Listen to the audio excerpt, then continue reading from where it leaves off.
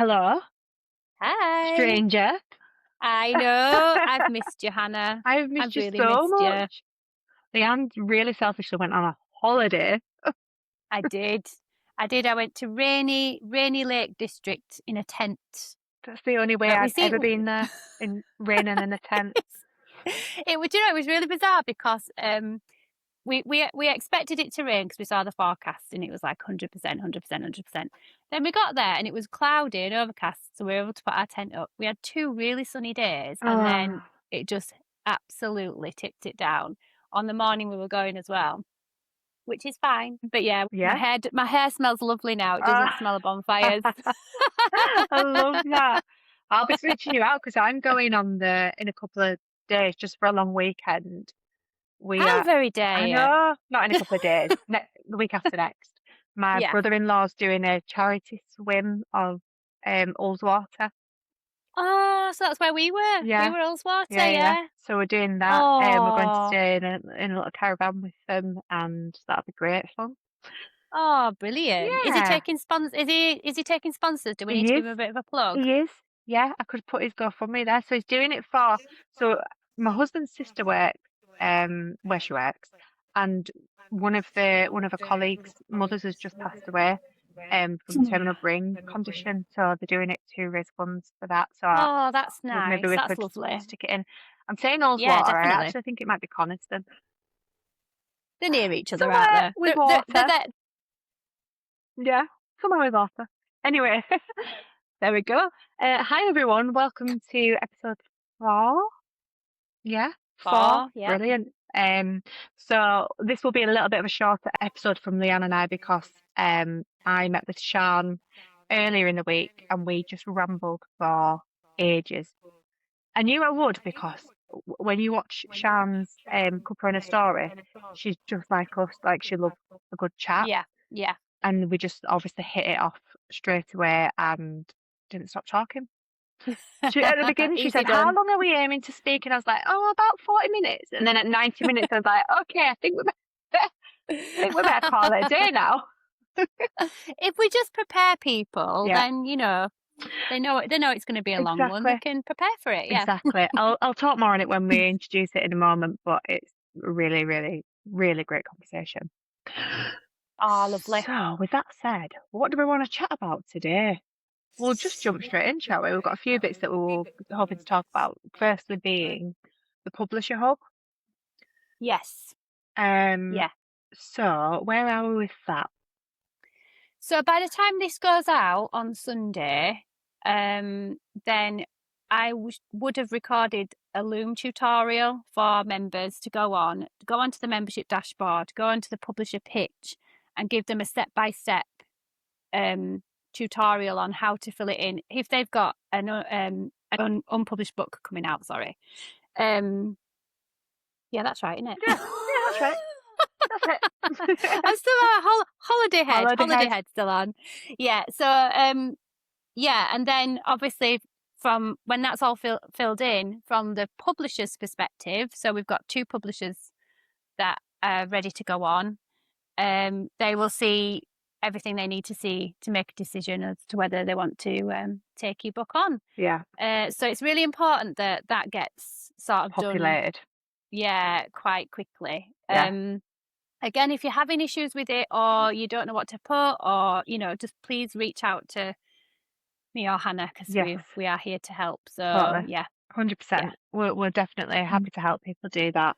Um, if you've submitted your manuscript to other people, can they still upload into the publisher hub? So if they they've got can, yeah, queries yeah, out now, they can yeah, still go ahead and put that on there. yeah. Obviously, if you then get an offer from another publisher or agent on that, then you can toggle that off and remove it. That's interesting, that actually, Hannah. I wonder if maybe there's an option. Maybe we can tweak the publisher hub side to say that they have had not offers, but they have had interest. Yeah, yeah. Because maybe that might speed the decision Be up. an indicator. Yeah, I just think quickly. from my own experience of submitting, they do say if you get an offer, then you need to notify them. You So I do, think yes, it's you do. probably worth us having that indicator on there. So yeah, if you Yeah. have submitted it, don't not put it on the publisher hub. Basically, still get it out there. and we'll work on because you need to get it as far and 100% wide, as wide as you can. That's so exciting. And again, like it to reiterate how I want to say groundbreaking. It sounds really cheesy, but yeah, how groundbreaking it is. We like cheesy. We We do like like cheesy words. because there's nothing else like this. It's really unique, and we're just excited to give our members the opportunity and ourselves. I'll be sticking stuff on there when I get time. My brain has been bananas this week, and I don't know if it's because I've been really busy in my day job and it's really like an analytical job, so I don't get any time to be creative. I don't know if it's that or It's what it is. bursting out of you by the end of the Bursting out of day, me. yeah. And this book this week, I'm not even joking, just went bleh out of my brain. Brilliant. And I feel like I've got to do it now. I just can't fit it in right now, so I've had to just voice note myself everything, and then I'll have to come back to it. Oh, your brain is amazing, Hannah. It It's really stupid, is. Love it. really annoying. Oh, just really, really quickly as well. If you are a publisher that is watching this and you would like, you're interested in joining the Publisher Hub, just again give us you can either email us or direct messages on Instagram. We can put the details below. Definitely, we'll happily do you a demo. We've had brilliant feedback from the publishers. We've worked with one publisher to adapt a few things based on what they think would work in the industry. Brilliant suggestions really as well. good, suggestions we afterwards thought, oh yeah, that makes sense, but we would never have thought to do that initially, would we, had it not been for that help. So yeah, it's definitely worth saying we have worked with experts and from both sides of the journey to work out how to best present it. So it's a wicked tool, and so yeah, reach out if you're interested. Brilliant. Okay, so while we're talking about submissions, should we cover off Cloudberry? Yes, we have had. So obviously, I've been camping with limited signal and Wi-Fi, and so Hannah. So basically, when someone submits, we get a notification by email. With a little sort of rich text, almost synopsis of the email. And every time I've managed to get Wi-Fi, there's been 6 more. There's been, and I'm like, what on earth? Yeah. And they're all really good, aren't they? They're all really, really different. It is brilliant. So yeah, we get the email. So I was in the office on yesterday, and I don't use my phone at all in the office. So when I came out, and also it's a really bad hotspot network. Black spot. Walked out of the office, got in my car, my phone was just like ding, ding, ding, ding, ding, ding, ding. Yesterday, whilst I was in the office, we had 10 just in that time. Honestly, so good. And they're brilliant, like you say. And what I love about them so far is they're all different. The different genres. We don't just have picture books. We've got all kinds of different things. And some of them you can see are so personal to the it really means something to them, the story that they're telling, which I love because, and probably you as well, that's where both our initial books came from our own experiences. There's one, I'm going to be as vague as I possibly can with it, but there's one that's written by 2 people, and the background that they've had for this to create this book and the subsequent story really touched me. It really did. I was like, I've got a real when reading that. So I'm happy to get sort of stuck into that a little bit more. Brilliant. Deeply. But yeah, all of them have been wow. So really you say, so different. So they almost cater to all the needs of a children's book, feelings and not just that, just all different aspects of being a child. Yeah, they do. That's what I love about that. Book. Yeah.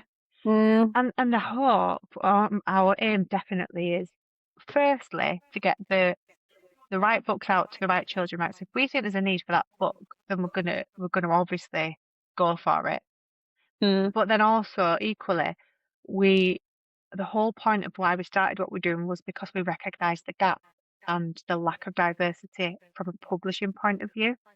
So to be able to help as many people on that journey that fit within the look and feel of what we're trying to do with Cloudberry, then we obviously will. Okay, brilliant. Whilst we're on the theme of books then, so over the next few weeks, we mentioned this last week, we'll be inviting some members on to promote upcoming books. Some of them have reached out to us to tell us they've got the books coming out. Some of them have populated the calendar on Membership Hub, which I have like checked and found and gone and contacted them. And some of them are cheeky little monkeys and they've not told us, and we've just stalked them on Instagram and We found out. randomly as well found out. Randomly, They've appeared on, yeah. so you're lucky that we saw you. Yeah, exactly. So the whole aim and point and what we're doing is, if you are doing something, we want to shout about it. We want to be able to promote you, want to be able to tell everybody about it. And we can do that through our social media. We can do that through this podcast. And obviously through the website as well internally. But you're going to get your biggest reach by us shouting about it on our social platforms. As loud as we can. As loud as we can. And if you feel like you don't want to be on the podcast, but you want to be on the podcast, if that makes sense, you could always just write us. You could do a written interview, and then Leanne and I can go through it in the podcast. It doesn't I'll have just mention you and mention your social links, Yeah. mention your book, where to find you. So if you didn't want to be on camera, then you don't have to be. 'cause you don't have to be, yeah. Perfect.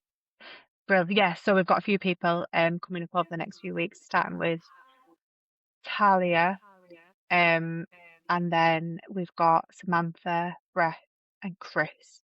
So we can maybe. And then we've just found Rich as well. Rich has. And Rich is He's illustrated a book, so and his illustrations are mind like insane. They're so good. And he is one of the freelance illustrators for Cloudberry Ink, which is epic. So if you are looking for an illustrator, go on our website. Head there. Yeah, and check out his portfolio and his Instagram. We can link all these people here. And Leanne can do that. Something like that. So you can Have you missed my techie ways? I really this have. week? Somebody had asked the question the other day, and I was like, we'll have to wait till Leanne gets back to sort that out. So there we go. Grand. So it's probably a good time then to pop in the conversation that I had with Sian. It's a beautiful conversation, and it's a valuable one as well, because she's really, really generous in the information that she's sharing. So Sian is a children's illustrator, a book illustrator. She talks about from the beginning of her career to where she is now, and it's really inspiring. I don't want to give any spoiler alerts, but her approach to like sourcing work to then becoming agented is brilliant, and I feel like people will really, really like that. But also she gives some technical tips about how she works, which I personally have found really, really useful. I've already put one into action. So have a listen and let us know what you think, and also show Sian some love. She's got her own personal account, and she's got Cuppa and a story. So if you don't follow them, please do. Just before you introduce her, how did she feel about being on the other side of being interviewed? Because she's used to being an interviewer, isn't she? She is. Yeah. She said she was a bit nervous actually, which doesn't come across.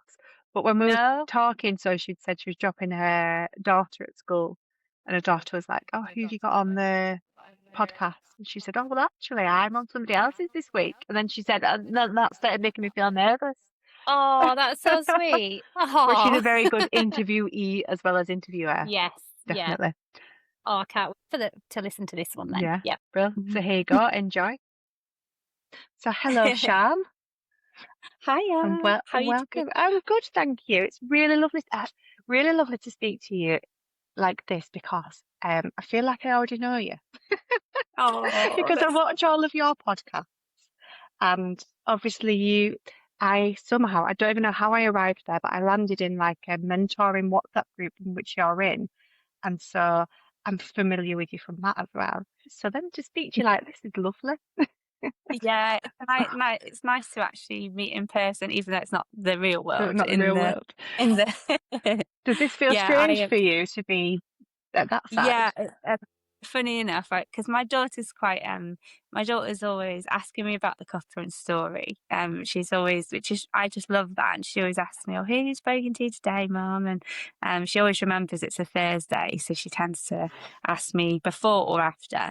And so on the way to school this morning, I said, "Oh, guess what, Maggie? I'm going to be having a chat the other way around today." And I said, "And I'm really nervous." Oh. She's like, "But you've done it loads of times. Yeah. You've heard lots of people talk." She said something like, "Oh, you must have learned from how they do it." And I was like, "Do you know what?" I was like, "Yeah, probably. It would be really interesting, you know." I really appreciate you coming on. So, Thank as I mentioned, I've filled you in a little bit about our community, and I know you've been sort of having a look at what we do. We have about half our members are either illustrators or author illustrators at varying stages of their career, and so that's why we felt you would be such a wonderful guest to have on, because from an outsider looking in, you are quite aspirational. You've got a beautiful style, and you've managed to do some wonderful things in your career. So it's just would be really interesting for us to sort of learn a little bit more about you and how you started. And yeah, I guess we'll just take it from Oh, there. thank you. That's so kind. That's great. So do you, firstly, this is one that we find difficult ourselves, Leanne and I. Do you call yourself an illustrator, an artist? What do you refer to yourself as? That's such a good question. So I now I call myself an illustrator, and I have done for quite a few years. But I do remember the point where I made a shift in my head.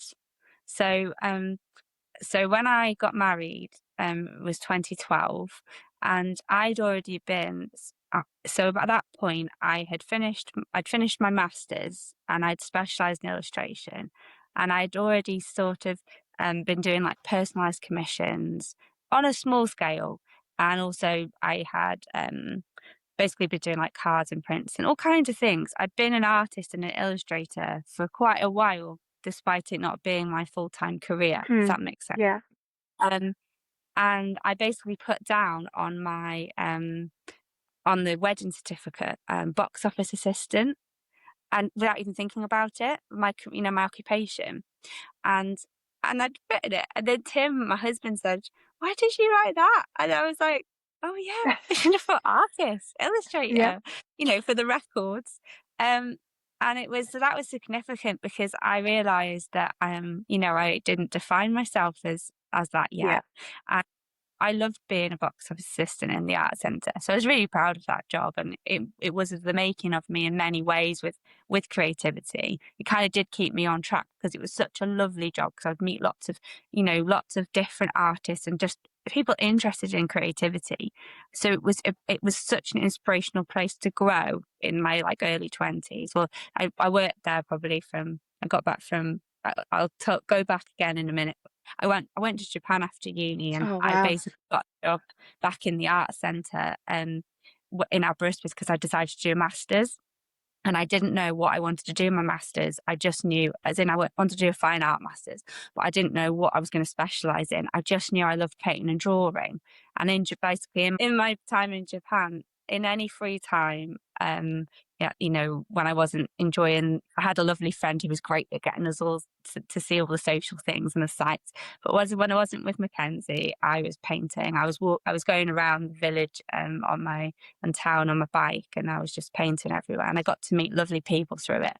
And I just realised this is part of me. I thought I've got to carry on with this, because I'd done an English and art degree, so I hadn't specialised. And I didn't know what I wanted to do. I just knew at that point I was in Japan, I knew I liked working with kids. So that's what had got me there. I knew I wanted to travel. But basically Japan made me realise I want to do art I want art to be like a part of my daily life. I want to try and make it some kind of career. So I went back to Aberystwyth to do a master's. And basically through working at the art centre, I got exposed to loads of different people. And I got a chance to do like an animation course with an amazing person that called Andy McPherson, that actually works on like Tiger Came for Tea and all of the Okay. he was doing like just courses for the general public, and I got in the last one they did of those. So that was really inspirational, because kind of to open my mind up to a world that you could make art as a living that wasn't fine art.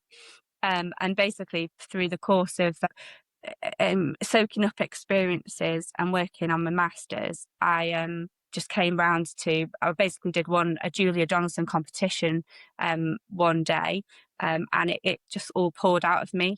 And I realised, it's not just children's books I want to do, it's actually for the younger audience. Yes. It's like, little children.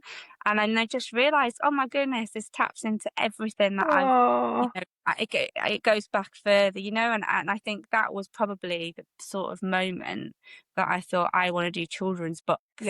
So anyway, so that in answer to your question, I feel like the point where I feel like I always thought I was an artist, and so for me at 26 to say to not write it on the certificate, it's so hard to almost like validate yourself and to say you are. So ever since then, so since 2012, I say I'm an illustrator. Amazing. Yeah, we both talk about that. Like, it's like allowing yourself the permission to be the thing. Like, but like, oh, I've got a physical book that is written by me that's been published, but I still don't dare say, oh, I'm an author. Oh, I'm judging the pictures myself as well. It is really challenging. Oh, that's so. I bet Japan was amazing. Yeah, it was, and it was an incredible place, because I think it makes you reflect on your own culture a lot. So I enjoyed so many aspects of Japan. Like they take care about everything they do, and they look after things as a community. The streets, you'd always have somebody out there sweeping the streets. There's never rubbish around. They sort of look after things in this it's very artistic, the way that they do so many things. Even just the fact that when you go into a building, like a school building, you take your shoes off and you put slippers on. Yeah. There's this sort of respect in sort of ingrained in everything. But it was also really amazing how much I appreciated our culture too. So like, there was a lot of unsaid things sometimes, and you had to like kind of read between the lines. And I think British culture does that too. Yes. We're not as direct as other cultures, but it did make me, I started to realize I'm really fond of listening to radio too. I'm really fond of all these little things that that we have, and I feel like there's a lovely sort of expressive side to our culture, as well as having the respectful side. And there's a kind of there's correlations, but it made me come back and feel a lot more. I wanted to travel still and embrace and just kind of soak in other cultures, but it did definitely make me appreciate what we have here as well. Yeah, does that make sense? Definitely. Yeah. And so, are you in Aberystwyth still? Is that where you are? No, so we lived there for 7 years when we moved back for me to do my masters. Tim ended up with a job. Ended up with a nice job in Mind, Aberystwyth, doing the business side of things. I was working in the art centre alongside my masters, and I ended up sort of going into also working in doing art classes in Mind, because they were really friendly, and when they heard I was doing art, they invited me along to cover a session. And then the lady left, so I ended up doing 2 sessions a week there, which was really inspirational, because I got to see how art can help people just on a from through creating. And I'd already sort of soaked up a lot of things about Japan, that I'd already thought a lot about, like how art, instead of art being, I love all manners of art, but I realised when I was in Japan that for me art was like meditative. I would lose myself in it, and that's what I loved about doing it. And I realised that's what was important to me, is the process of making, and also the process of growing through the art, seeing like where I've been, where I am, and where I want to go. And it was great to sort of be able to be in the moment with people in mind. They're going through things, be able to just, you're creating something, you've come with a project idea, usually very loose, and then you're just having natural chats and just that human connection. it's just vital. And a lot of the time in society, we don't get places to actually group and, you know, be together. So I feel like art's really amazing for that as well. Definitely. So, I love yeah. the way you've just put that meditative. Yeah, it really, I think if you're lucky enough to have like a creative side to your personality, it really is meditative. So I obviously do illustrations. I play the piano and I write poetry as well, but I wouldn't say I really write poetry. I just it arrives in my brain, if that makes sense. Like I'll wake up at like my youngest doesn't sleep, and so I'll be awake all night actually, if I'm honest. And all of a sudden, it just arrived, and I'm like, oh God, I've got to get this out of my head right now. And I think it's like that with anything. So like typically with drawing, you get a brief and you've got to start somewhere. And sometimes it's really clear to you when you're going to where you're going to end up and you know exactly how you want it to look. But sometimes it's quite tricky. Like, how do you find that process? If you get a brief, where do you start? Oh, that's it. That's interesting. So I start with sketchbooks. So a long time ago, a friend of mine said, like, encouraged me, basically said, if you're ever stuck, just draw. And that sounds so simple, but what that means to me is not having a fancy sketchbook. It's having, let me just find, I've got one here, but I've got a few down here. It's having like, you know, these kind of sketchbooks. Yeah. And, you know, I mean, I'm going to randomly pick a page, but, you know, they're just full of, you know, little tiny doodles, the dog, you know, like anything. So basically, if so I would do that generally, like I sort of doodle, but then say I'm just trying to find something that,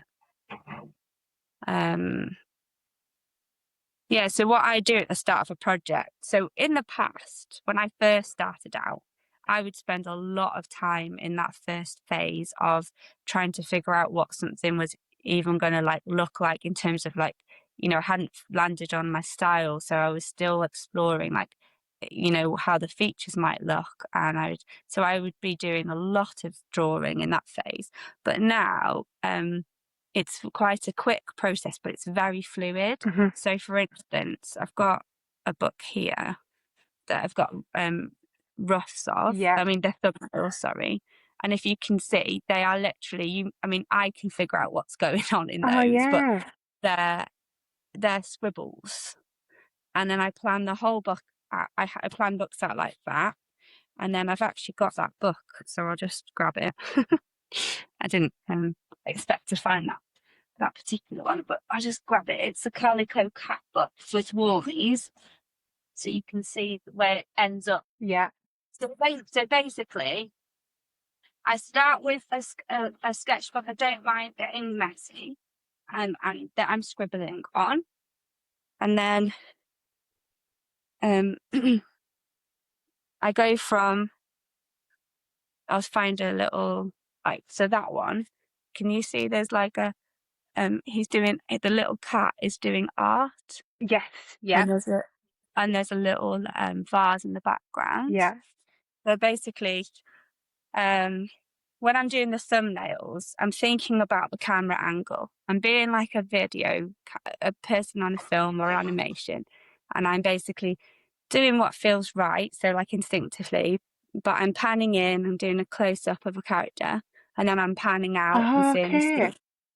So right from the beginning, I'm like thinking about setting a scene, thinking about all the elements that sort of where the character is. And then I'm thinking about showing the character's personality. And I'm thinking about, I've just done like a panned out scene where I've seen a lot of the room. Now I need to maybe do a close up and feel the character's emotion. So that book ended up like this. And then I'll show you that picture so that tiny scribble. Look how cute that is as well. Gorgeous. But it's not too dissimilar. Yes. If you can see, sometimes they're actually not that far away from those initial tiny sketches. And And I think that's come with trusting myself. This is, I think, probably one of the biggest tips I can give anyone. So that's kind of setting the scene initially with the like where his location is, and then there's like he kind of, you know, gets up, goes to the window. So I'm kind of thinking about where things are in relation to things, like it's like a real world, a little bit like how you might think of an animation. But what I was going to say is my biggest tip is to not be afraid initially to do loads and loads and loads and loads of drawing in your sketchbook to find sort of where you know what feels right for you with your style and things. But when you actually do, well, firstly, if you haven't done a book, I would you know, choose maybe a classic fairy tale, some you know, a very known well-known story, or make your own up, and then actually, you know, do the steps. So do your thumbnails, do the roughs, find the process that works for you. So for me, it's thumbnailing like this. Then the next part is drawing those things a little bit more, taking those thumbnails and drawing them into roughs, and that's the bit that I'll show to the client. I won't show these initial scribbles to the client; they don't see those. Then basically the roughs are like the composition is there, but the details aren't there. I don't spend ages getting all the details in. I just focus on character interaction and composition. And then the next thing for me is those will get sent to the client or the publisher, and then the next phase is actually tightening up the drawing. So like making the character interactions work, expressions, consistency, detailing. I've still got my point to say, which I haven't said, that the most important thing. And then basically I'll still keep something loose in that phase because I love exploration through each phase. So I won't define everything in my drawing because actually I think that also saves me time, because I like to then get onto the painting and I can still add little details then, maybe like little things that still can go in, like on the table there might be a brush or something that will reflect something else in the story to build up more of a picture. And also I like the looseness in that area of painting as well. But my point is, I always go around the houses, what has helped me, I think, get quicker is making decisions and being confident about them. I remember when I first started, I first started out, before I even did the cards or prints, with doing personalised commissions for people through Facebook. People would ask me to do like their house, and it was really, really great actually, because they'd say, for instance, someone contacted me, they said, we love our family home. Our sister-in-law has just gone on holiday to Thailand, and she went on an elephant, and then this is a rich sort of farming community, so we've got like the dogs, and she sort of gave me like the personality of each of their family members. There's probably about like 8 of them in the picture. I think it was the first one I did, and basically I created like probably it was bigger than A3 picture, and put everything in together. So it was like the real setting, but then the imagination, like these people coming on an elephant, the other characters interacting, the dogs and everything else. So it was a great sort of chance to really figure out like, you know, composition, interaction, real and imaginary. And I did like so many of those. Anyway, but when I first started out, I would endlessly draw the compositions. I would be like, I could look from this angle, I could look from that angle, I could make that character bigger, I could make it smaller, and actually I wouldn't just do that in the thumbnail stage, I'd actually do it on the drawing stage. So I did hours and hours sometimes on pictures that, you know, I mean, at that point it was okay because I had the time and it wasn't financially dependent because I had the art as a job. But hours and hours and hours and hours, and actually you look back and you think I could have gone with so many of those compositions. They all would for some of them, because actually there's endless opportunities and different ways you can depict something. It's just the way you decide. So what I do now is in the thumbnailing, if there's a scene that's really tricky, for instance, like maybe I want to do like a looking down at like a building with trees, I'll actually just draw it, scribble it for a while in my cheap sketchbook until I think, oh, I think that's the one, and then I'll just make the decision on it. And basically, once I've made a blueprint like this, I won't go back on those compositions. That is I don't allow amazing. myself. That honestly to me is like the bit that I've been missing because I am a faffer. So I will plan like roughly how I want it to look, but I don't commit at that stage, and that's why I'm going wrong, I think, because I spend hours and hours then finessing a final, which is bonkers, isn't it? Now you've said that. Yeah, well, because there are things to do in those stages that will require that. So you don't want your energy, you don't want yourself to be doubting the whole structure of the picture at the end. So I think like almost, and I think having that process of like, right, that's done, and I don't go back on that then. I'll take that through to drawing. Like sometimes when you're drawing, you'll find a little way of like depicting something a bit better, you know, but the framework is there. Yeah. From those little thumbnails. And then basically like in your painting phase, because there's so many ways you can sort of decide to where to put the lighting, kind of what color palette, what I've done with that. So that was another area. And what I've done with that since really having moved to, working on Procreate, as well as I still do work traditionally as well, but, I can combine them all, and a lot of work is on Procreate. It's been brilliant for thinking more along the lines of the same sort of thing with colour. Yeah. So Sketchbook came in 2022. And at that point, I had done quite a lot of work with various self-publishing clients, and I'd had work with Warmies, and I'd had work with, with companies like Jellycat. And so I'd established myself, but I hadn't actually worked with a traditional publisher in the UK. So Dexter was like really exciting because I was working with a publisher I really admired, and I was finally going to have a book out in maybe like a random shop I might walk in, I might see it. So it was like, honestly, every single step I felt like it's a dream come true. Oh, wow, yeah. To be fair. Yeah. Like there's nothing, there was a lot before that, which also I'm very, very, very grateful for. But I put pressure on it. So I knew I could do my drawing, and I knew I could do my thumbnailing because I've got that down. I knew my process. So I got that done quick. And we had a very short deadline for the whole book. So it was very, very, very short. So but that all came very fast, and then it was all approved, and I had a lot of creative freedom as well. Like I could decide where the layout of the text would be placed. And that all went really lovely. It was great to work with Sam. But then when it came to painting, I was like giving myself sort of, I was getting in my head, and I was like, this has to be my best ever work. That's never the right thing to say to yourself when you're doing something that you want to be creative. And so I sort of painted the first few spreads how I would normally do, and I just felt like it was lacking like some sort of flair. Like my drawing had the fluidity. I was really happy with the composition, but the painting was almost like I was colouring in, and I was using like kind of like the normal, what I would expect to. So what happened was I did a personal commission. I've talked about this before, but I did a personal commission for somebody that I fitted in one evening because she was a lovely lady leaving from the school, and they asked me to do it, and I thought, I've got no time because I'm in the middle of this book. But I was like, okay, I'll do it. Didn't say anything. I was like, yes, of course I could do it. Of course, yeah.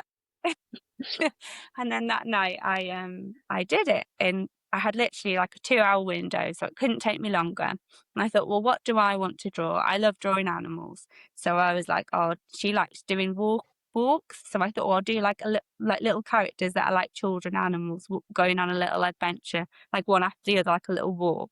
So I loved creating the picture. It was really fun. And then when I painted it, I literally did what I would do in watercolor, which is I'm kind of free, and then I tighten up. So I did that with the iPad, and oh my gosh, it was like a eureka moment, because basically popped the colour on kind of instinctively, and I'd chosen a limited palette, like maybe 4 colours, and then I sort of popped it on, very fluid, and then I tightened up as I went along, and did their little clothes or what have you.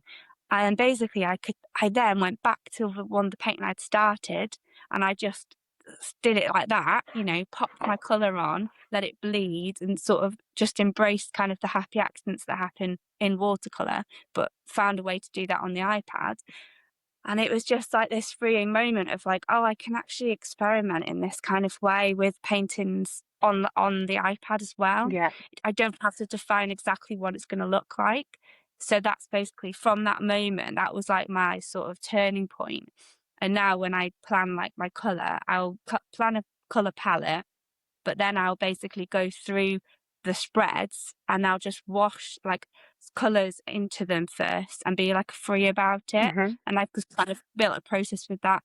But yeah, that helps as well, because obviously there's endless choices of colour. Yeah. I check them. So it allows me not to have that battle with myself, because I find that I mean, there are points where I will change maybe like the colours of people's clothes to make sure it's working. But you know, if you're you can go on. I've done it. Like, you can go into a rabbit hole with deciding to change, and they mostly all look great. But there's a preference. That's so interesting, because so it kind of ties into something else I wanted to ask you about as well, around, because obviously you'd gone to uni and you'd started your career prior to social media being like a thing. Yeah. So as a creative person, do you find that you compare or like look at other people's work and think, oh, mine this, or I wish I could? Does that happen to you? Yeah, definitely. I mean, I feel like that's a natural thing to do. I always feel like I've got so many things. I always go around the houses. Do you want the long answer? So do I. Give Short us the long answer? answer, because that's exactly who I am.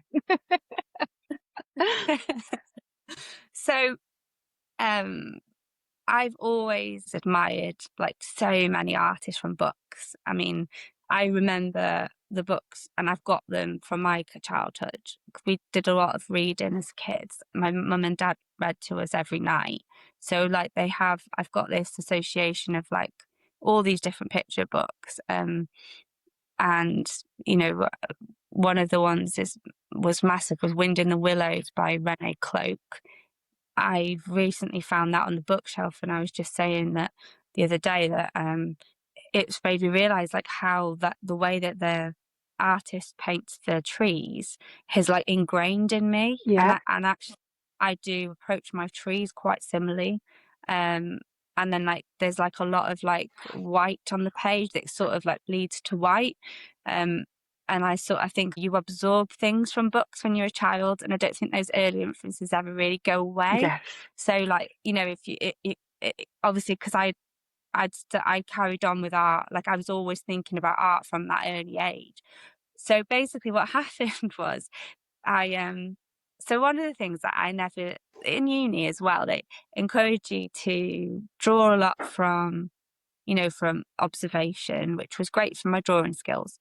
But I do remember I got advice from somebody, a lovely friend called Peter Stevenson, who I basically had known because I worked in the box office, and he was a lovely man, and he came with all his gear, always had a backpack on, which I know now was full of books and art stuff.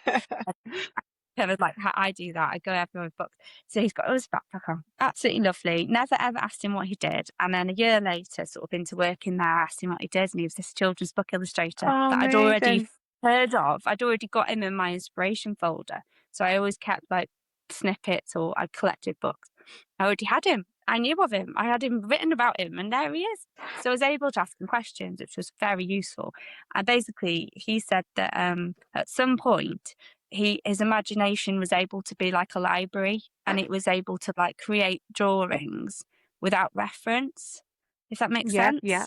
And I wondered if that had ever happened, because I was very much like I would look at lots of things and I would put them together, like, and eventually over time that has happened where now, like, you know, initially when I do the thumbnails, I haven't really got much reference there. It's more just from my head, and then I'll bring the reference in. So I had never copied anything. I'd copied complete pictures in my sketchbook, loads, sorry, like as in, and said Beatrix Potter, and like actually done a Beatrix Potter, and I even did like artists like Degas and all kinds of pictures in uni, because that's what you did. You sort of copied them to kind of learn how maybe they created Yeah. them. But in my own work, I'd never felt like I could like, for instance, if I was like, I like the way someone's done a face, I wouldn't think, oh, I'll just copy how they've done a face, because in my head that was like absolutely a no-go zone. That was like copying someone. But actually, like, I've learned all these years that, like, you know, if you really like the way you can see someone's doing a nose, you could play around with that. And actually, there is a way to sort of, you know, to sort of be influenced, but not copy, if that Yeah. makes sense. But when I enjoyed Instagram, I was overwhelmed by how many. So I had a massive library of illustrators and people that I admired, but and I would go to bookshops and I would see all these amazing books. But when I joined Instagram, I could not believe how many incredible artists there Yes. were out there in the world, and how many and I still, you know, I cannot believe how many incredible work there is out there. And at first there was a period, and it happened just as I wobbled as well, because we'd moved here, and I we'd moved here to Herefordshire from Wales, and our tiny cottage before, you know, we had my art income was additional to my mind job and my job at the art centre. We'd started a young family, and so all of a sudden when we moved here, I'd gone completely freelance, and my art money had pressure on it, which money and creativity is this strange balance, Yes. and Yeah. not fun. And so when there was pressure on it, I definitely wobbled, and I looked at Instagram, and I felt like I started asking for the first time, am I good enough? And I'd never asked that before, Mhm. because I always just thought I love art and I'll grow, and one day I'll see my work in books. It was just like a childhood. Like, it wasn't like I was arrogant at all. I knew there was loads of amazing artists, but I just believed if you try and try and try and try, you'll get somewhere. Yeah, That was that's just so instinctive. similar to my mindset. We spoke about mindset actually. That's Yeah, that I think that's one of the most important parts of trying to do this um successfully, right? Because you can be very, very skilled, but not be confident in your own work and almost prevent yourself from entering competitions, querying, you know, all that stuff because you don't believe in yourself. Or you can be like yeah. me, who's right at the beginning and not very good, but I'm getting That's better. not true. No, you can't say that. Not, it's Well, really I'm not nice. improving and I can massively see my improvement.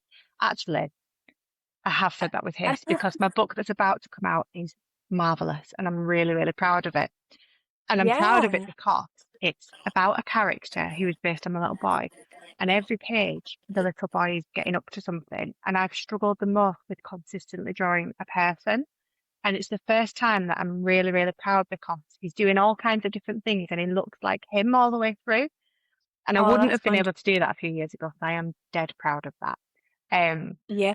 but I think like the mindset of like the knocks and the wobbles, being able to look past them and go, I'm just going to continue on this path is really valuable here. Yeah. And I think you share that same, you called it the growth mindset, didn't you, when we were speaking? So Yeah. how do you apply that to what you're doing?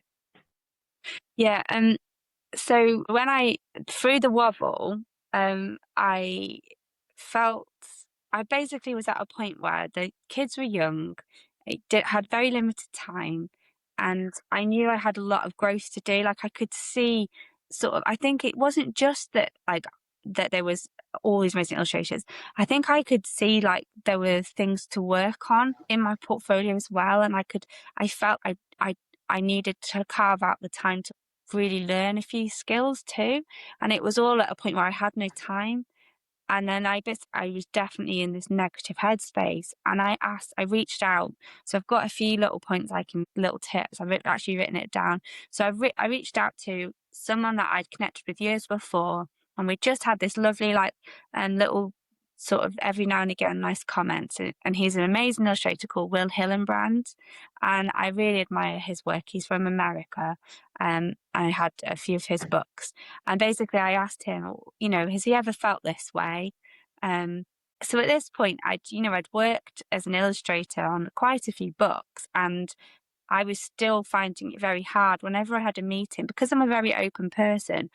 I would only really like the work I was currently working on, the project I'm currently working on, and I like the work I've done, and I'm proud of it because it's got that journey, but I would very much undo myself. I would almost point out the little flaws and say, oh, but I've worked on this now and I could do it. And there was no need to say any of that, And That's like me with that. basically, I love your dress. Thanks. I got it in the sale. Like, you just can't help yourself. Oh, yeah. it was 3p. Yeah, it's like, yeah. Will said, there's a few absolute nuggets of wisdom, but one of them was listen to people when you haven't got. And I do love chatting to people, and I do love listening, but I'm such a chatterbox. And especially if I'm a bit nervous, I can talk more. So that was really great. Advice is just to listen and pick up the cues of that conversation and respond to their questions rather than giving, almost like overloading them with everything you want to say or share. That was great. And then also he explained to me that like we all look back on our work and see the things that we would like to improve. And that is actually what makes us better artists, because if we can have that critical eye, we're only going to grow from Yeah, it. And it's actually essential to do that. If it you is. want to, it's almost like you've got to have a balance between, it's all balance. It's like you need to have a critical eye that can see the things to improve and to grow, but make sure that you're filling your cup and you're keeping that positive. So like, it's hard to work on that, but it basically was like, literally, I had this conversation with Will, and then I basically put more time again into my portfolio. I wasn't actually giving myself much time to say, because I felt I had to work every single hour I wasn't with the kids. And I didn't give myself permission to have one evening where it was like for play. So basically I allowed myself some time. I think it was literally like one of the evenings of the week was my time to play.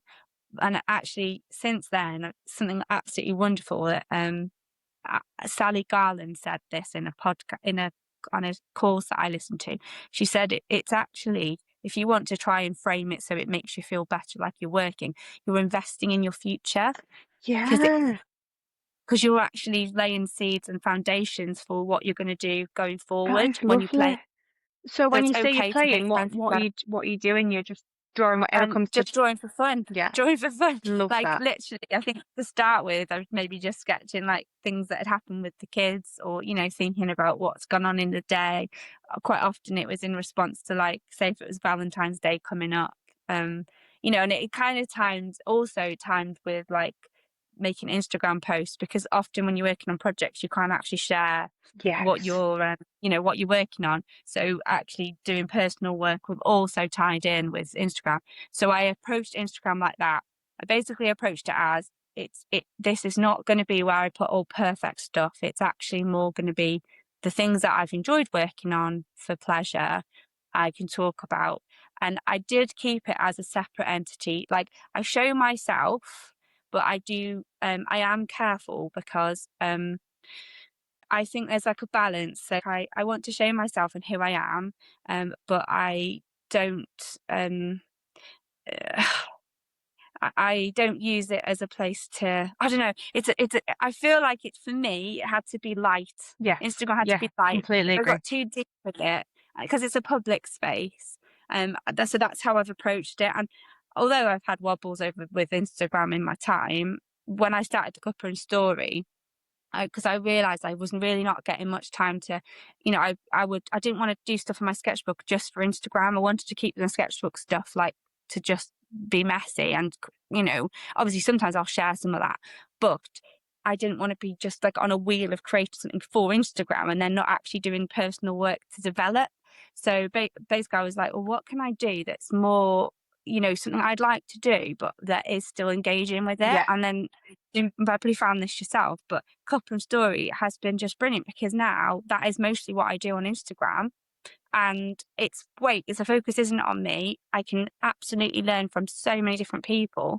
And I've just been incredibly inspired by how generous people are with their time and their wisdom. So You've answered my next question. Actually was around, how did Cuppa and Story come about? Because it was I think I probably discovered that before then. I linked up that you were Sian that was in the WhatsApp group. I was like, oh, Yeah, like that Spider-Man. Oh. don't Shan. Oh, right. And for me, I find your podcast, do you call it a podcast? I would like to make it a podcast. Yeah. It always makes me excited when someone calls it that, but I just haven't like got round to like. I put one on I've actually through Substack put one of the episodes because I asked Emily Coggins if I could do that from Illustration Initiative, and she was fine with it.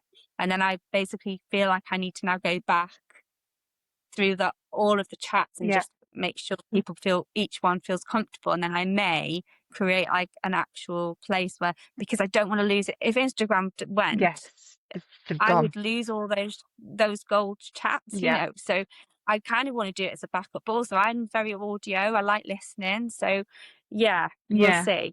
Well, as I was saying though, I would call it a podcast because that's how my brain equates it to. So when I struggle to listen live because you do it at like 2 o'clock.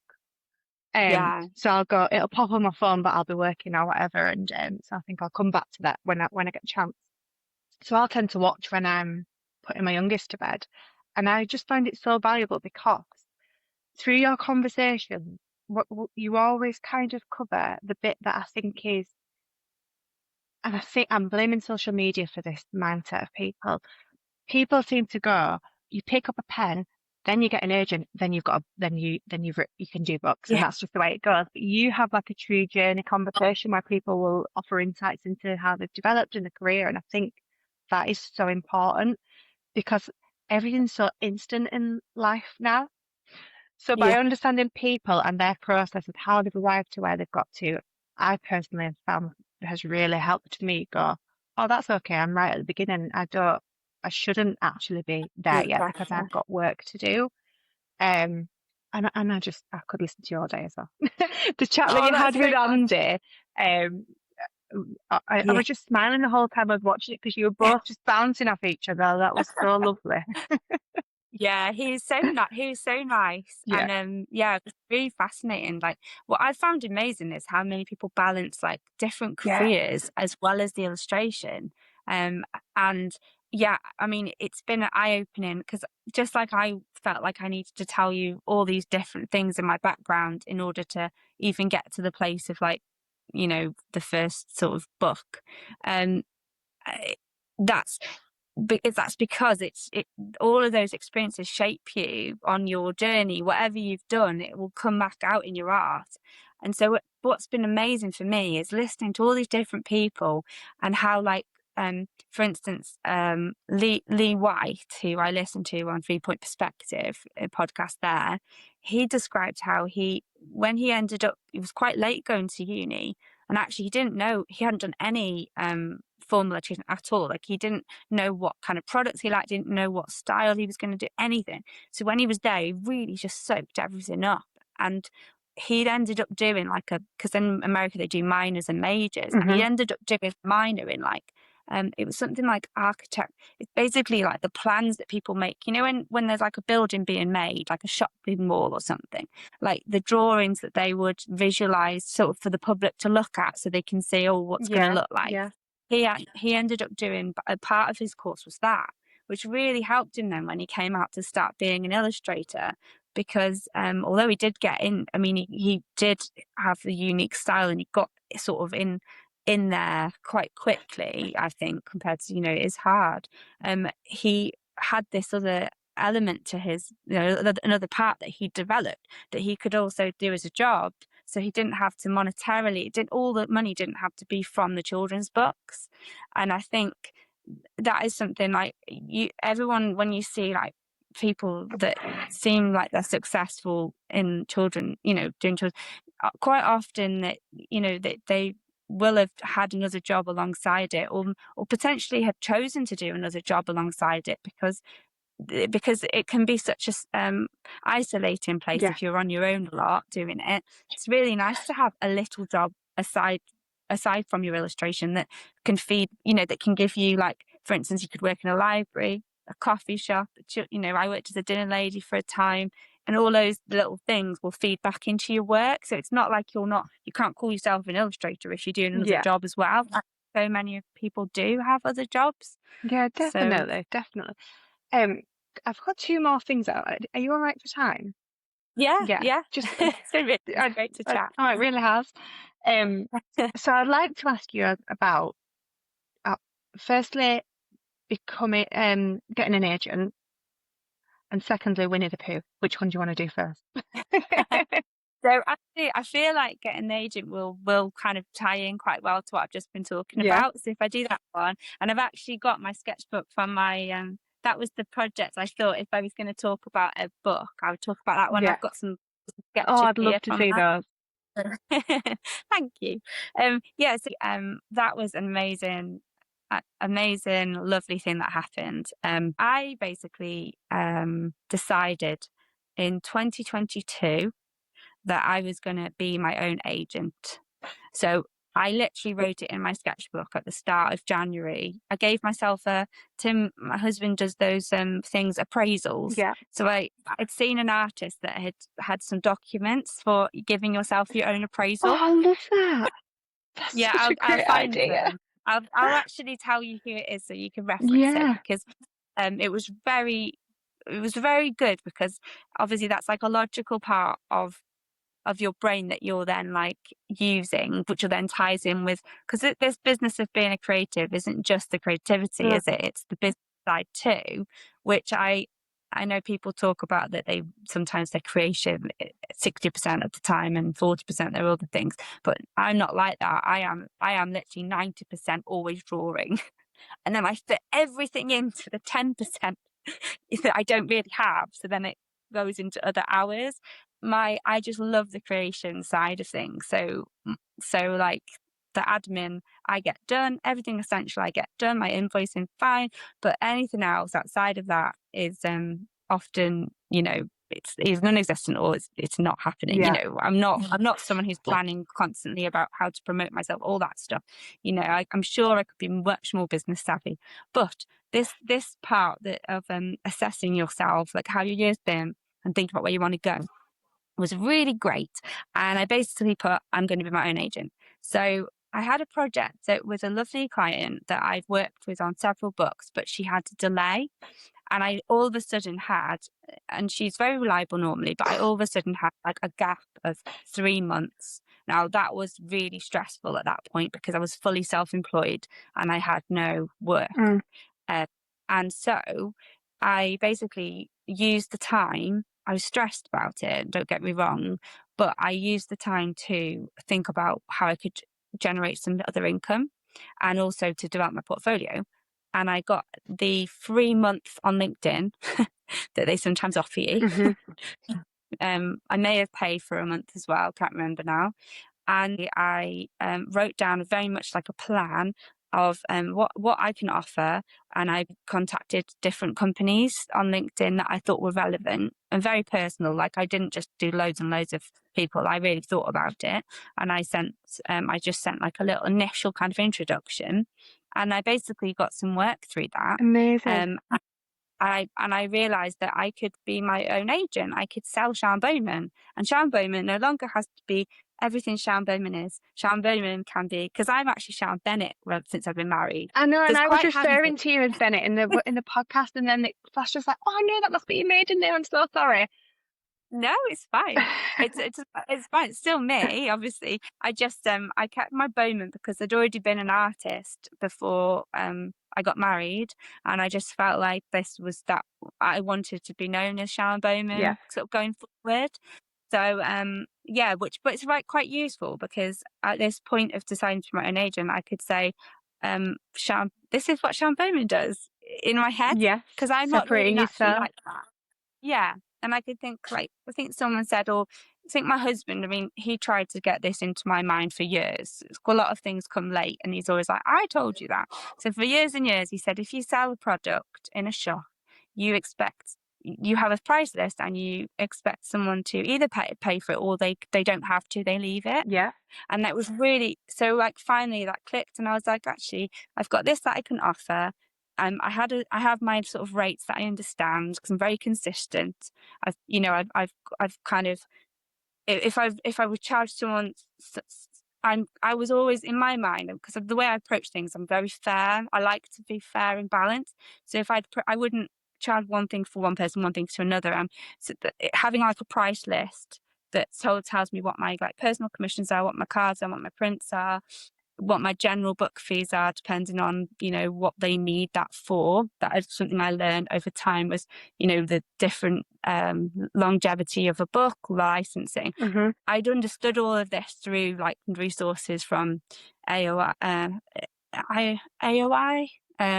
Illustrator, and different organisations and different people. Asked lots of, so I had this kind of so I was like, right, I've got this, and basically I got opportunity to do some toy design, which was amazing. I'd been working on books that involved toys, so it just completely related to this new opportunity, because I already had been drawing teddies and stuff in the children's books, and then I basically thought, I'm going to get back out there with people, because I had not done, you know, I'd done those mind classes and I'd done loads in the community art with the art centre. I was able to go from the box office to volunteering initially with different art classes, to then actually taking some myself, and like assisting. So I had like all this background in like being someone who delivers art workshops, but I hadn't done it for a while. So I was like, right, I've got to get back out there.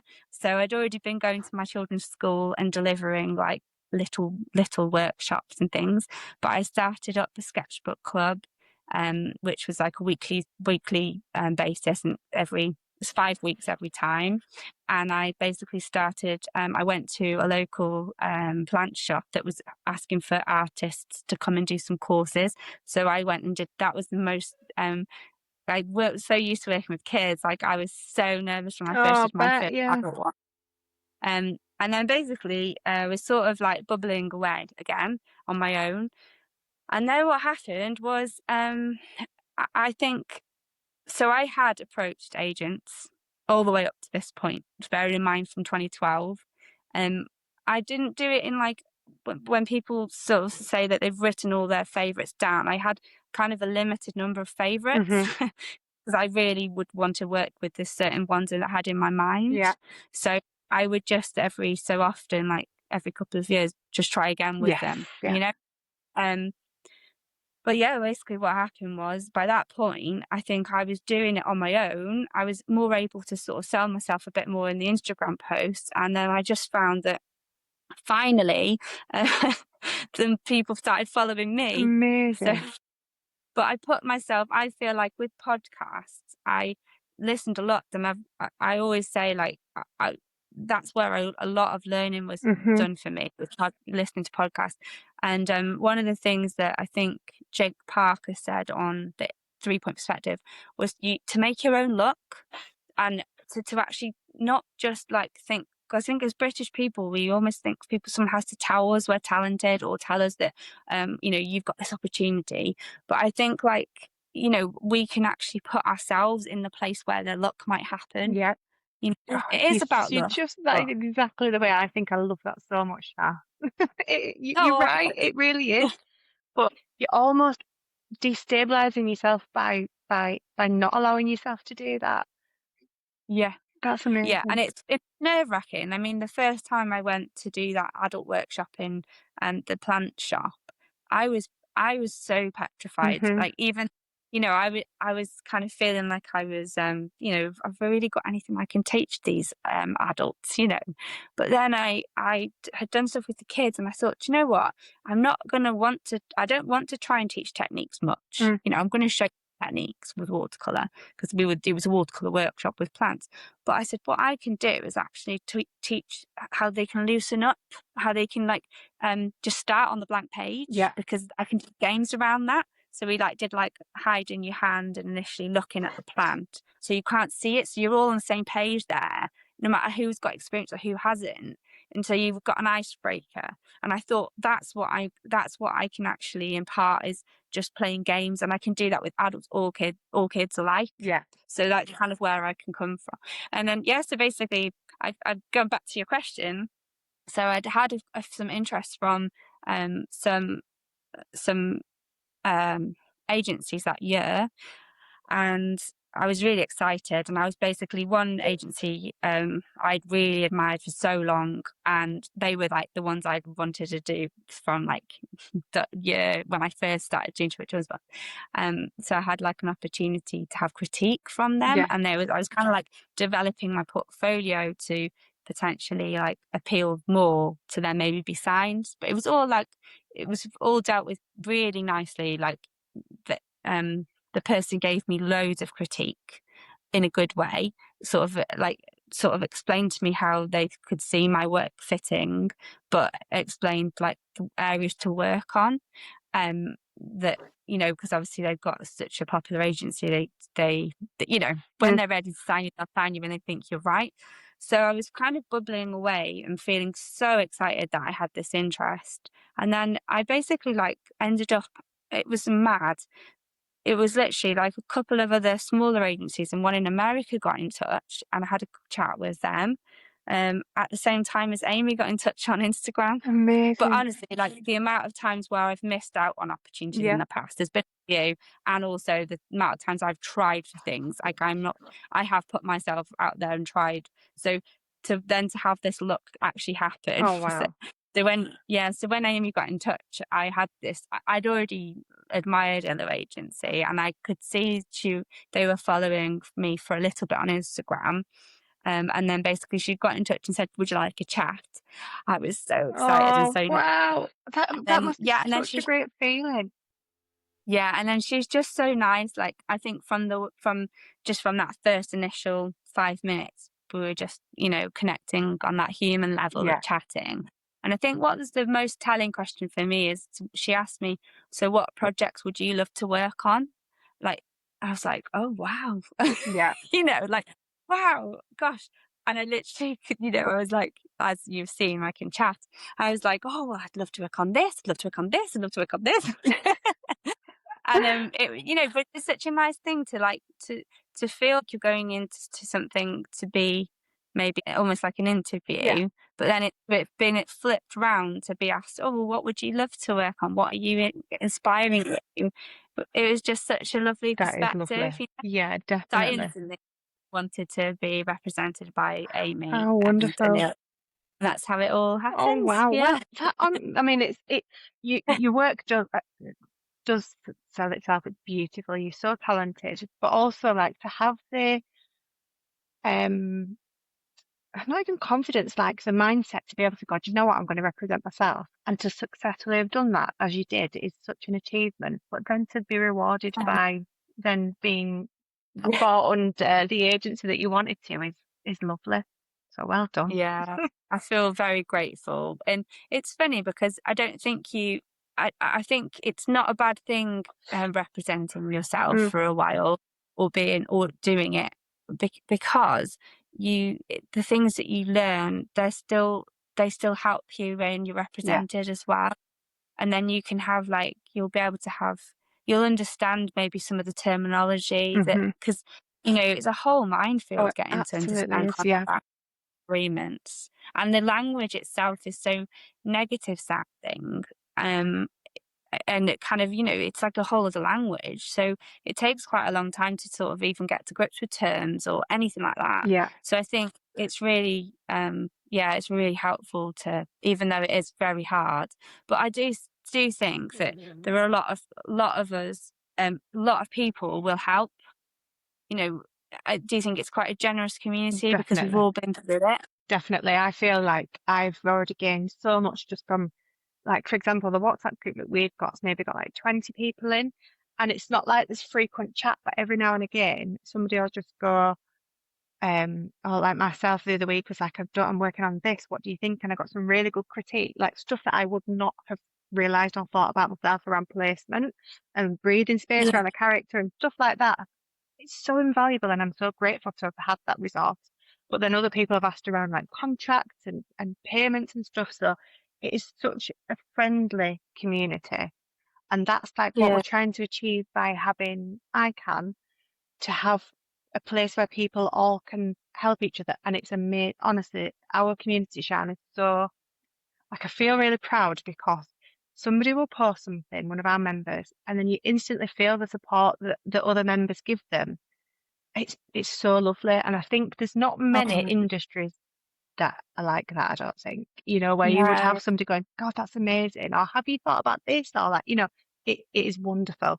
So, yeah, I think that is such a good point that you might not, regardless of what stage you are in your process, you might not have the answers, but there is people that are always willing to help you, which is brilliant. Yeah.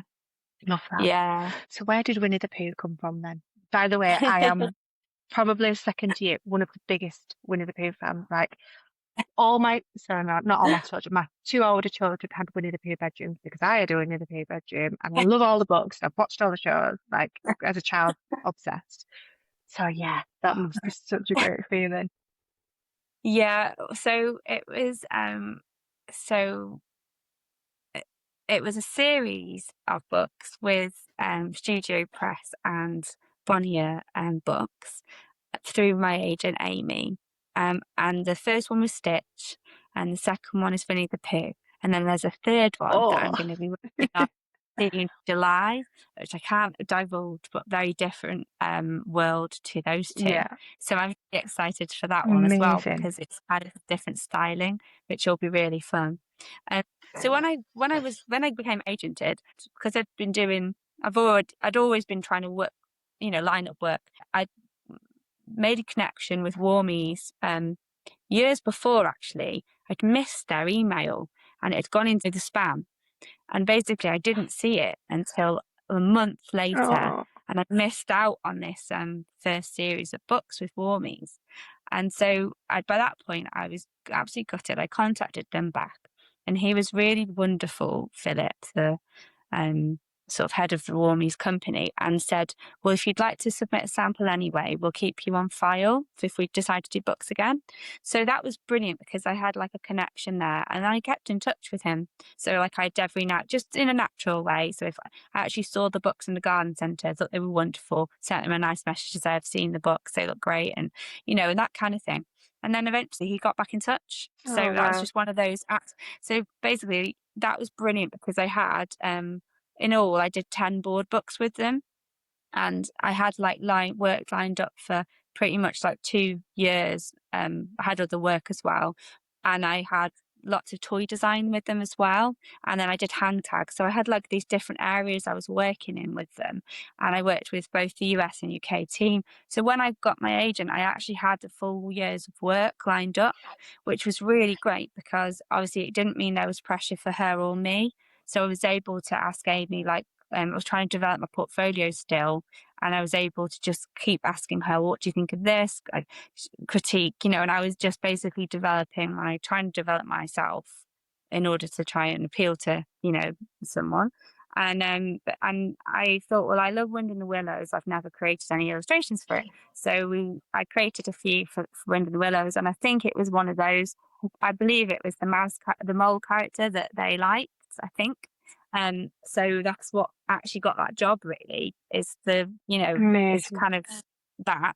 And then they asked me to do a sample. So it started off with them asking me to do a sample of Stitch, and they asked me to do it to do it in my style, but to emulate the That must be character. really difficult because it's like Yeah. you know what it looks like. Yeah. So I kind of thought, well, actually, I don't exactly know how to do that, but what I do know how to do is to copy stitch what he looks like. So I did that, and then I basically thought, well, I'll just do him doing something. I'll create, and now I know his structure and how he moves. I drew him loads of times. I thought I'll now just put him on like a hoverboard, or I think I did a skateboard to start with, and so then in a way it was my style because I was making it a new pose. Yeah. And kind of like maybe some of the things that I would do in my illustration work.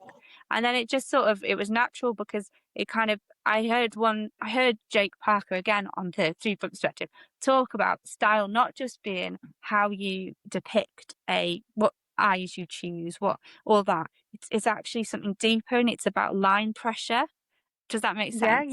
Yeah. Would you never think about that? No, but that's what I think means that, and it's also your perspective and how you would go about colouring something. So there's like kind of a lot of elements in your practice that you don't even associate with being you. That's So that's, I amazing, think, yeah. so that's why I think actually, even if you copy something, they can't help but be a part of you in it. Yeah. So honestly, I love these jobs. Like I absolutely love creating my own characters, but I am just as happy, and maybe even more happy, to be honest, creating work. Yeah, to be honest, I think it is it's my favorite thing to do is create, like emulate something else, you know, Oh, and that's sort of lovely. do my own thing. So the Winnie the Pooh was I mean, Stitch was amazing because my daughter loved Stitch, All right. and then Winnie the Pooh was even more exciting for me because I had the history of it when I was little. I'm just going to see if I can find some of the first sketches. So basically, I approached it in the same way as I do everything else and do my little thumbnails. So I've probably got a piece of paper somewhere with these even more sketchy, but I just did bigger thumbnails in here. So Oh, can I you see, see. like, Yeah. Oh, there's wow. just like gestures. So then I'll show you. So this one ended up looking very similar to this one in the end. Yeah. From the initial sketch. So like I'll play around, like I'll do little notes to myself. I'm trying to work things out, you know, like trying to decide. So again, I'm kind of getting beautiful. You can getting really, yeah, you can really, like, for me as somebody who hasn't gone through that process, this is your brain that's done that, but you can really see how you've arrived where you have. So yeah. how much time do you spend on that part of the journey? Like the mapping, what do you call it? So initially it's called thumbnails, which I showed you Yeah. before when they're very small, and this I would call roughs of the thumbnails, but this isn't what I showed to the client. Right. Again, I would basically like I try and find. I want to show you what I showed to the client, just so that I wonder if I've got it on my initial rough. That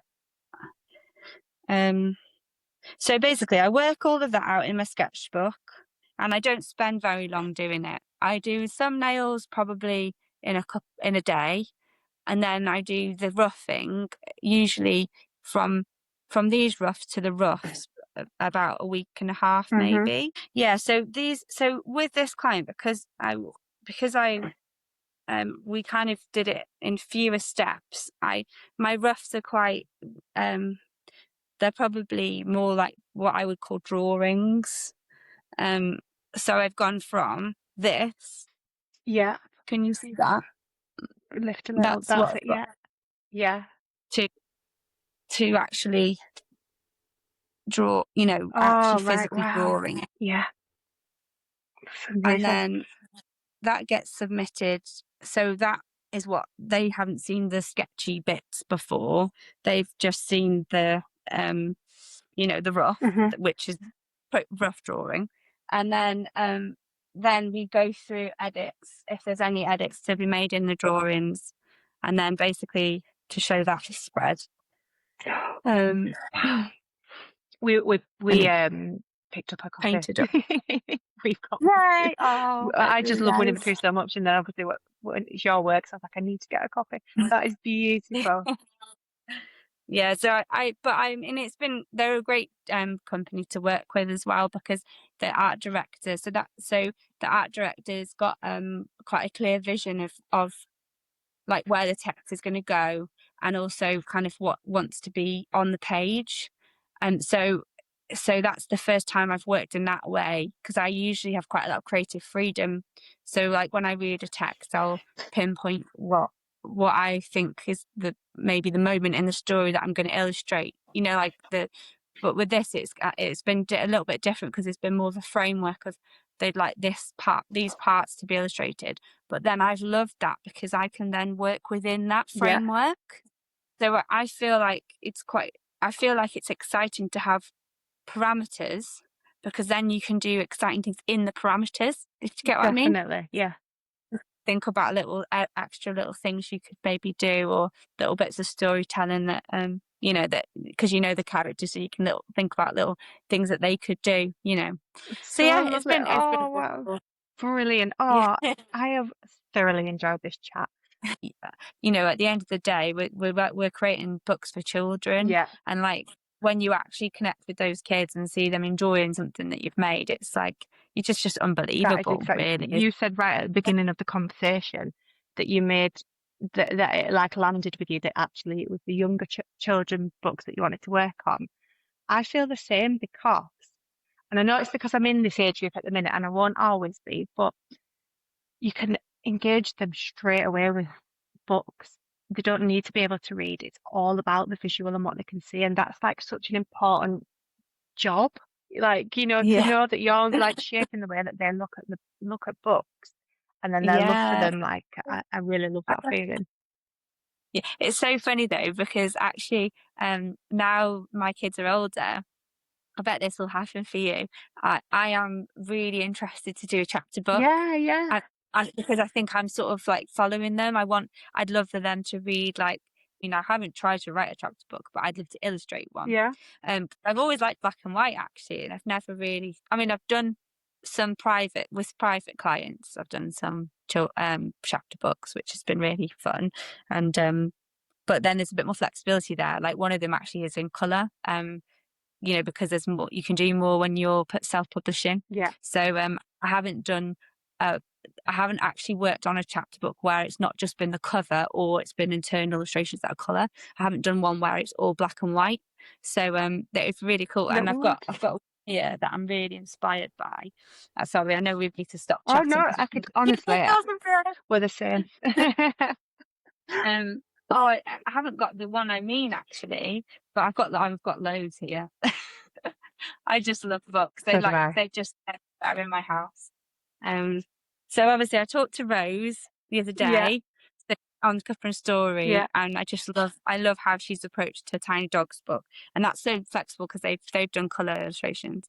But I love these kitty treetop. So these are sort of like those early readers that they start when they transition from yeah. picture book.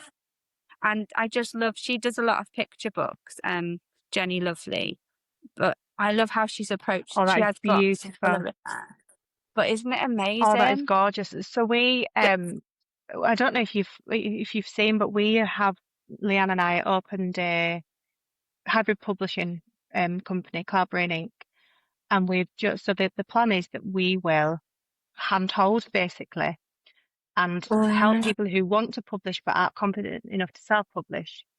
We'll get them there. Because you know the steps. We know the steps. We've actually through doing what we've been doing, we've built loads of industry connections and just got off to a brilliant start actually. And as part of that, we've onboarded some illustrators who predominantly are ICAN members, but some have come externally. The talent is honestly insane. If you go onto the website and have a look under the Illustrator tab, and those drawings there, I'm getting there, I'm going around the houses. Those drawings that you just shown me are really similar to one of our illustrators. She's called Agathe. I had to query with her how to pronounce her name last week because I thought it was Agathe, but it's Agathe. And she Yeah. does, I assume she's using ink, like black ink. She does very similar. I don't know how you would describe that, but they're just like this, something about that style that I am in love with.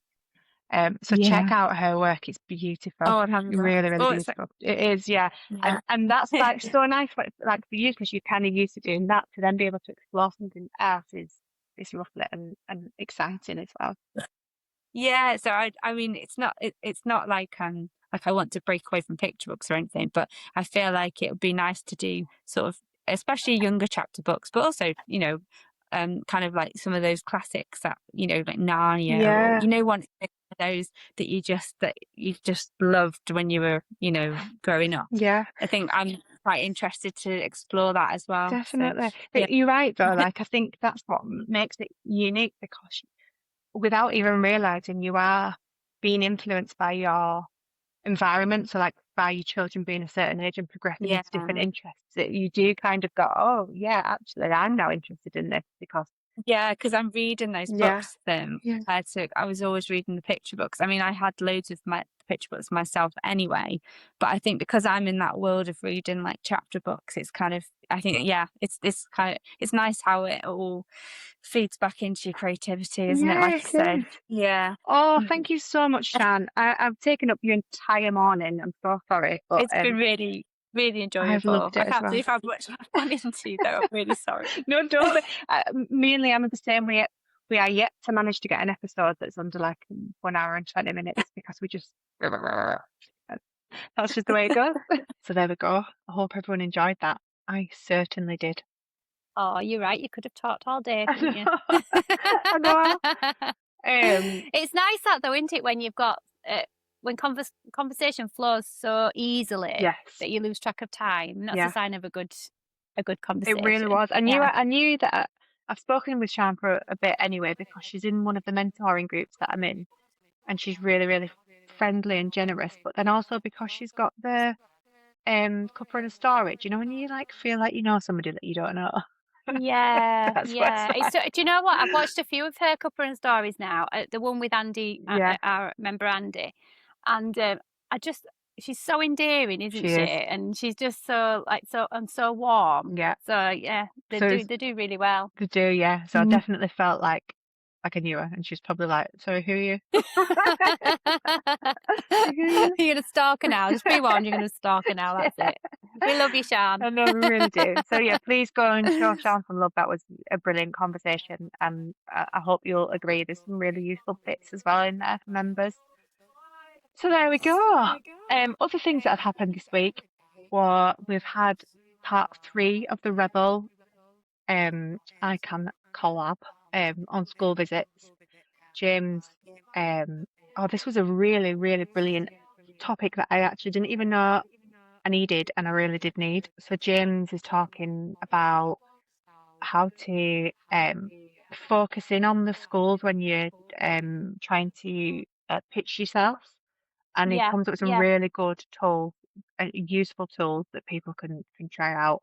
So everyone that was on that gave great feedback, and then we did a wrap up of social media as well. I think that's really good, especially like now to get that in our heads now, because obviously for the new school year as Yeah, well, and that's when I mean James has said before at the minute everyone's sort of winding down out there now for the school holidays, and they're not even thinking about.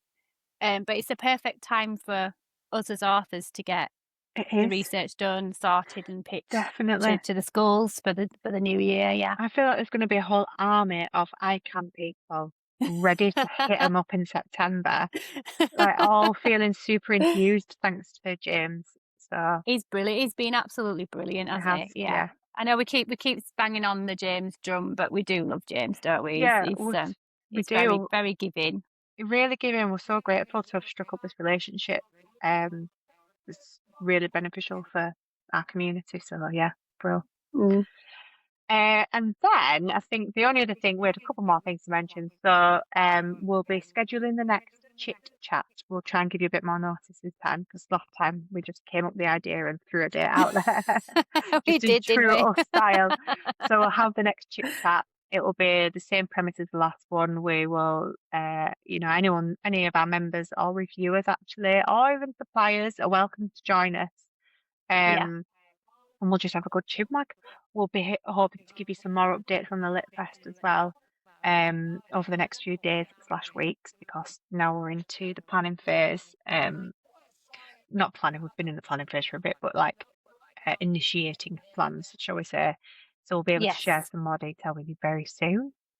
Yes, including we're in the middle of doing a landing page full of information. Full of info. People can go to. It's not quite ready yet, but it will be very, very shortly. Yeah. Oh, and can I just say as well, thank you for people who have donated to the GoFundMe. That is hugely appreciated. It's not a cheap thing doing a Lit Fest, as we're finding. It's not, no. Even a mini one, even a mini one like we're doing. Yeah, it ain't cheap. So I really appreciate that. Maybe we can link our GoFundMe here as well. For anybody who's feeling like they can contribute, donate, that's greatly appreciated. But even just the support of sharing it is brilliant, So thank you, Yeah. everyone. Oh, also as well, just before we go, I think it was one of our members, Sarah. She asked on the, I think it was a question on the podcast. We'd mentioned about if they can, how would it work through the bookshops? Yeah. How does the bookshop sales work? And I think I did answer it over there. Basically, it's like a sales on consignment. So Yes. you would give the bookshops 10 of your books. They would run it through their till, take their commission, and then give you what's it's basic. So and then obviously return any that they don't. So it'd be on like a sale and return basis. Yeah. But Yeah. I think that's something that we need to kind of go into in a bit more detail with the members. Definitely. In a little bit nearer to Litfest. Yeah. Definitely. Yeah. We'll explain that all more, but that's quite a common approach for distribution of books in Litfest. Yeah. So yeah, in a festival, in a book festival setting. Yeah. So we're really grateful for Books and Beds for that. Can I just mention, know. I'm gutted it's not arrived here today, but it's out for delivery now. I've ordered a copy of Cassie's book, Twizzle Brown and Lenny Sparkle, because obviously I've got a Lenny. Oh, you've got a Lenny, yeah. Oh, I bet you can't wait for that. Really looking forward to that. So I'll share how we got on with that next week in the podcast. Oh, that's lovely. Oh, that's so nice. Yeah. Also, as well, just before we go, we were going to make this short, weren't we? But I think we mentioned in the last podcast, how much we're enjoying the members' books. So maybe we come up with a way where we can, the best way to purchase the books that sort of promotes them better rather than just going straight to Amazon. Yeah. Maybe we could, I don't know, maybe Waterstones is probably the best, isn't it? Yeah. Or the author's own website. Yeah. Definitely. So, and I think we're going to get a growing collection of all our members' books. Oh yeah, I've got a shopping list. Yes, me too. And my Waterstones basket, I've got, honestly, it's like, Same. I think I'm about ready for free delivery now. I know, I'm terrible. I'm staggering them out of that because funds are tight in this house because I've got nursery age children and a university age child, which I didn't obviously think about the financial impact of those two humongous financial commitments. It's a big financial commitment. I know, but they all expire at the same time. So my daughter will finish uni at the same time as my youngest will finish nursery. So I'll be laughing then, and I'll buy everyone's books. It'll be like that meme, where she's throwing money out the window. But with books. Yeah. I don't know, but for God's sake, the delivery man's here again. Oh, that's standard in our house. Yeah, it's usually a book-shaped package. Oh, God. So there we go. Thank you, everybody, for listening. Let us know in the comments how you have found. Also, how's my audio, guys? Because it's been really, really rubbish for all of the podcasts. Yeah, we're aware that there was a little bit of feedback in certain angles, so we think we may have solved it now. Hopefully, I've got some earbuds in, so we'll see. Yeah. But I am conscious that I might be breathing like... Yeah. But yeah, hope you enjoyed. Hope the sound quality was good. And we'll be having a good old chat next week back to more of I don't know if we want to call it a normal format because every week's different, but we'll be having a bit of a chit chat next week, won't we? Rabbit on. There we go. Yeah. Brill, right? Lovely to speak to you. I'm so happy to have you back. And you! Honestly, like I said, I really missed it. I love being away, and I won't call it rest because do you really rest when you're camping? I don't know. But it was nice being outdoors, and it was really lovely. But I am really glad that to be back in my comfortable bed. Yes. Nice hot bath. Oh yeah. Yeah, definitely. And then catching up with you. I know, it's been great. It's been brilliant. Yeah. Right, I'll speak to you soon then.